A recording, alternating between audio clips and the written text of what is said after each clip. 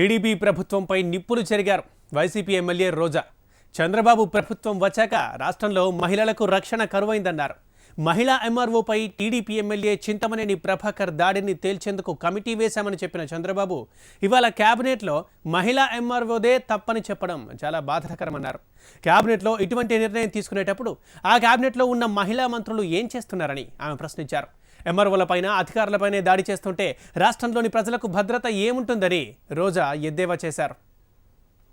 చంద్రబాబు నాయుడు గారు ముఖ్యమంత్రి అయిన తర్వాత ఆయన గవర్నమెంట్లో మహిళలకి రక్షణ లేకుండా పోయింది అనేది ప్రతి ఒక్క మహిళ కూడా ఈరోజు గొంతెత్తి చెబుతున్న విషయం.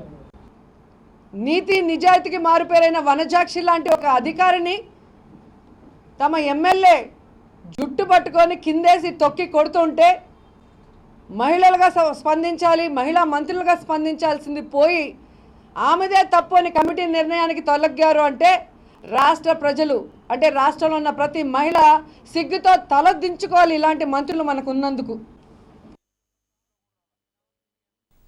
ఏపీ సర్కార్ ప్రతిష్టాత్మక